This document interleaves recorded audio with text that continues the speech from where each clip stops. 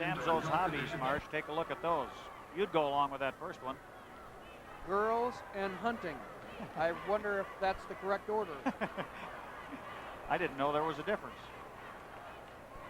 And looking down at our information on Curt Locke, his nickname is Stomper, and look at that move by Zamzo. Lifted him right off the mat. Now he has to be careful when he puts him down, doesn't he? Otherwise he could lose some points. Yes, he does. He may not return Curt Locke to the mat in the match. Zamzo leads it 2-0. Dwayne, there has never been a state champion from Portage High School. I'm sure if this young man could hold out for a couple periods, they'd have a pretty good-sized celebration at Portage High School for him, either tonight or probably on Monday. Actually, that seems a little strange, Marsh, because Portage is truly a very fine wrestling town, and I can recall a number of seconds that they've gotten throughout the years, but I guess Pete Zamzo has an opportunity to be the first champion.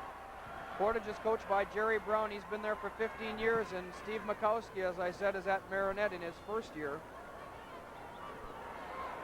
Second period of action, 185 pounds. Schofield DC Everest has wrapped up the team championship. River Valley finishes second. Oconomowoc third, Franklin fourth, Stoughton fifth, DeForest in the number 6 spot, tied with Mosinee. And Portage. And they could pick up some points here and in fact move up to the 6th spot all alone if Zamzo can win it. After that, it's Manitowoc and River Falls. We'll have our awards presentations of the team trophies and the individual trophies at the conclusion of our matches tonight. Live from the UW Fieldhouse, WIAA State High School Wrestling. Marsh Shapiro and Dwayne Clevin bringing you the action. Second period, 185 pounds, 1:05 remaining on the clock. Pete Zamzo of Portage leads Curt Locke of Marinette in the 185-pound class. Might point out, Marsh, I think a young man who's placed the year before and wrestled, I would guess perhaps Pete Zamzo wrestled 5 matches in the Fieldhouse last year to place third. That's a real advantage. He's been here, he's been in front of the crowd, and I think that's a real advantage going into the finals tonight. 30 seconds remaining in the second period. You know, I feel some of the edge off the crowd, Dwayne. Well, the action slows down as the wrestlers get bigger, plus the state team championship has been decided. I think that was it. Everybody was kind of looking for the team championship, and when Marty Loy lost the last match, I think the wind went out of the sails of a lot of the River Valley people and some of their fans. They can certainly be very proud of their young men, though, who did not score a point in last year's state tournament and came into the tournament this year and are going to be the runner-up team. That's the end of 2 periods, or else turn him, because he is going to be in the advantaged position at the start of the third period.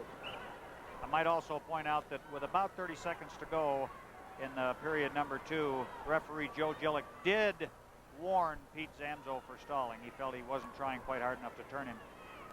We talked about Grant Smith enrolling at the University of Wisconsin. Are there some other wrestlers here that you're looking at? You're looking at one of them out there, Marsh, the young man in black, Pete Zamzo. I feel that Russ Hellickson, our assistant coach at the University of Wisconsin, and the 220-pound silver medalist in the 1976 Olympics could do great things with a young man as strong and as talented as Peter Zamzo, or for that matter.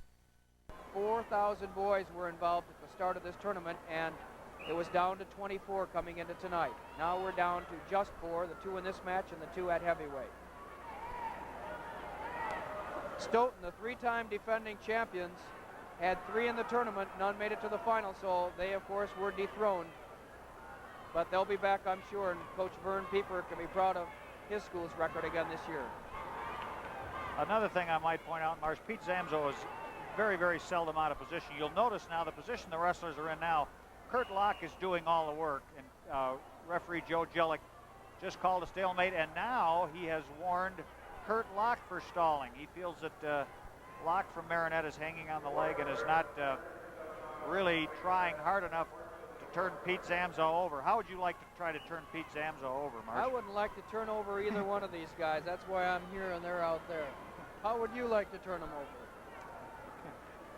I feel that they're a bit, I guess I could perhaps get Coach Russ Hellickson to work on turning one of them over, but I think they're a little too powerful for either of us. Our officials in the tournament: Richard Bixby of Sheboygan Falls, Arvo Britton of Merrill, Richard Fish of Madison, Gene Harms of Baraboo, Joe Gillick of Clear Lake, and Dan McKinney of Mequon. And they certainly have done a fine job for the last 3 days here at the tournament and here in the championship finals tonight. And nothing has gotten out of control. And I don't think there's been one disputed call.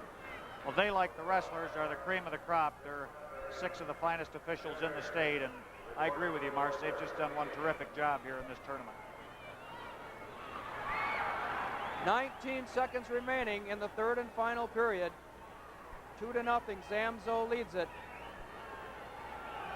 It looks as though he may score an escape point here, Marsh. He's got Mock in a lot of trouble, and once again, he's got Curt Mock doing most of the work.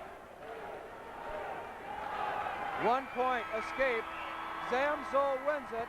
The first state championship for Portage High School. Pete Zamzo, 30-0. Curt Locke suffers his first loss of the season, 30-1 from Marinette. There they are in the middle, and you see a happy Pete Zamzo, and you'll get a nice hug and a congratulations from Jerry Brown, his coach at Portage High School. Now here are the finalists at 185 pounds. Ron Luman in 5th from Amory, Wisconsin. Scott Martino 4th from D.C. Everest. Barry Peterson in 3rd from Oconomowoc. Marinette's Curt Locke wins 2nd place, and the winner, Pete Zamzo of Portage, the champion at 185 pounds. And we'll be back with more wrestling highlights after these messages on your WIAA network station.